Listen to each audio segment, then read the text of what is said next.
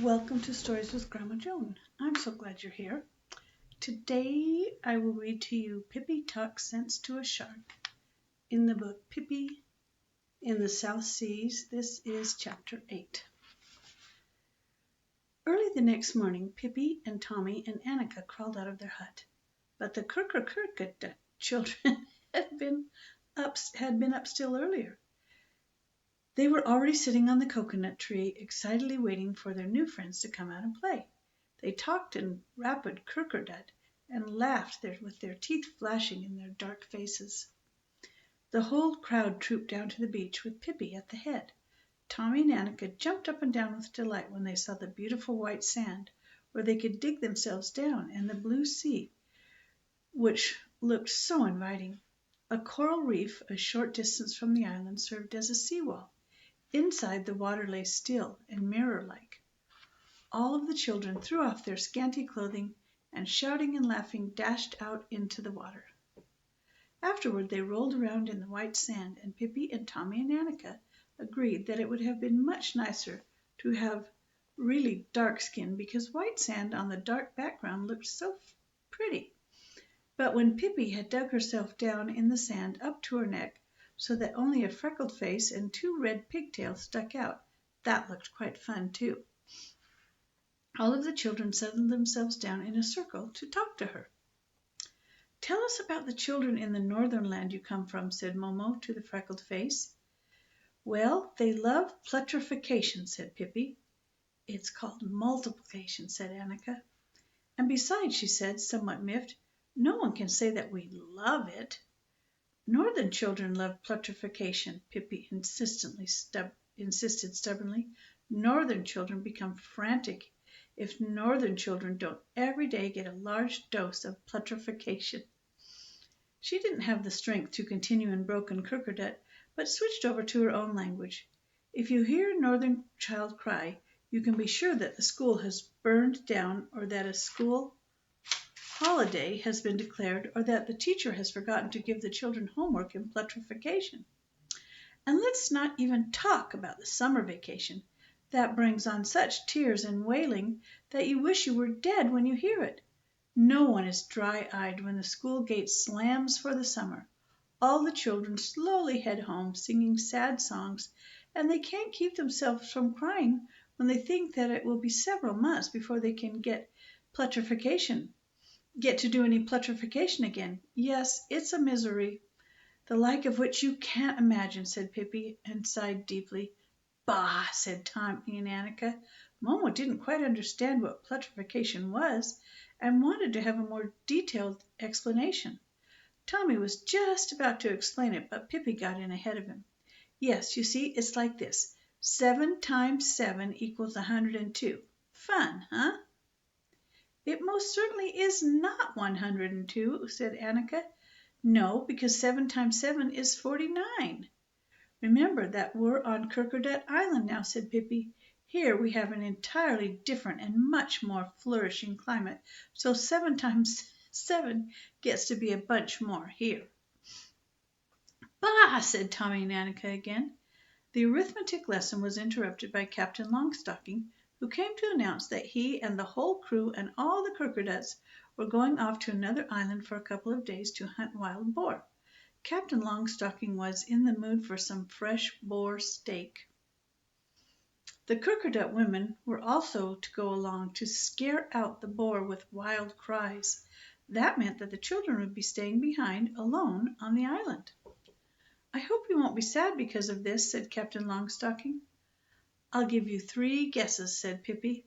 "The day I hear that some children are sad because they have to take care of themselves without grown-ups, that day I'll learn the whole putrefaction table backward. I'll swear to that." "That's my girl," said Captain Longstocking. Then he and all his grown-up subjects, armed with shields and arrows, got into their big canoes and paddled away from Kirkerdut Island. Pippi rounded her hands into a megaphone and shouted after them, "May peace be with you! But if you aren't back by my 50th birthday, I'll send out an SOS over the radio." When they were alone, Pippi and Tommy and Annika and Momo and Moana and all the other children looked happily at each other. They were going to have a whole wonderful South Sea island all to themselves for several days. "What are we going to do?" said Tommy and Annika. "Well, first we'll get our breakfast down from the trees," said Pippi. Like a flash she was in a coconut tree shaking coconuts down. Momo and the other Crookerdut children gathered breadfruit and bananas. Pippi made a fire on the beach, and over it she roasted the wonderful breadfruit. All the children settled down around in a circle and had a substantial breakfast consisting of roasted breadfruit, coconut milk, and bananas. There were no horses on Crookerdut Island, so all the native children were very much interested in Pippi's horse. Those who dared went for a ride on him. Moana said that one day she would like to go to the northern land where there were such strange animals. Mr. Nilsson wasn't anywhere in evidence. He'd gone off on an excursion to the jungle where he had met some of his relatives. "What are we going to do now?" asked Tommy and Annika when riding was no longer any fun. "Northern children want to see fine caves, yes? No?" wondered Moana. "Northern children most certainly want to see fine caves, yes, yes," said Pippi. Crookerdut Island was a coral island. On the south side of the high coral cliffs plunged straight into the ocean, and there were the most wonderful caves which had been dug out by the waves. Some were down at the water line and filled with water, but there were others higher up on the cliffs, where the Crookerdut children were accustomed to playing.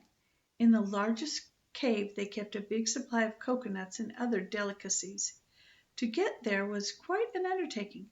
First they had to climb carefully down the steep side of the cliff and hang on to the rocks which jutted out. Otherwise they would easily have plunged down into the sea. Any place else on the island that wouldn't have mattered, but at this particular spot there were plenty of sharks who liked to eat little children. In spite of this danger, the Crookerdut children had fun diving for oysters. But then someone always had to stand guard and shout, "Shark! Shark!" as soon as they spotted a fin in the distance. In the big cave, the Crookerdut children also kept a supply of shimmering pearls, which they had found in the oysters. They used them to play marbles with, and they had no idea that they would be worth any amount of money in Europe or America. Captain Longstocking used to take along a few pearls now and then when he went off to buy stuff. He would trade the pearls for things he thought his subjects needed, but on the whole he felt that his loyal Crookerduts were as well off as they were, and the children gaily continued to play marbles with the pearls. Annika was horror-stricken when Tommy said to her that she would have to climb down the cliff to the big cave. The first part wasn't so bad. There was quite a large ledge to walk on, but it gradually got narrower, and on the last few feet to the cave you had to scramble and climb and hang on as best you could. "Never," said Annika, "never! I will not do it." To climb down a cliff where there was hardly anything to hold on to, and below a sea filled with sharks waiting for you to fall in, that was not Annika's idea of fun. Tommy was annoyed. "No one should bring sisters along to the South Sea," he said as he scrambled along the cliff wall. "Look at me, you only have to go like this." And there was a loud plop as Tommy fell into the water. Annika screamed. Even the Crookerdut children were terrified. "Shark! Shark!" they cried, and pointed out toward the sea. There was, indeed, a fin clearly visible above the surface, heading in the direction of Tommy. There was another plop. That was Pippi jumping in. She reached Tommy about the same time as the shark did. Terrified, Tommy was screaming at the top of his lungs. He felt the shark's sharp teeth scrape against his leg. But just at that instant Pippi grabbed the bloodthirsty beast, the shark, with both her hands and lifted him out of the water. "Don't you have any shame in you?" she said. The shark looked around, surprised and ill at ease. He wasn't able to breathe above the surface. "Promise never to do that again, and I will let you go," said Pippi gravely. With all her force she flung him far out into the ocean. He lost no time in getting away from there, and decided to head for the Atlantic Ocean instead. In the meantime, Tommy had managed to scramble up on a small plateau. A plateau is like a flat piece of land, like a mountain, but that it's flat at the top. And he sat there trembling all over. His leg was bleeding. Then Pippi came up. She behaved very strangely. First she lifted Tommy up in the air, and then she hugged him so hard that he lost his breath. Then all of a sudden she let him go and sat down on the cliff. She put her head in her hands. She cried. Pippi cried. Tommy and Annika and all the Kerkerdut children looked at her surprised and frightened. You cried because Tommy almost eaten up? No, Pippi murmured crossly and wiped her eyes. I cry because poor little hungry shark no get breakfast today. Okay, that is the end of chapter 8. And next time we'll read chapter 9. I'm so glad you came. Bye-bye.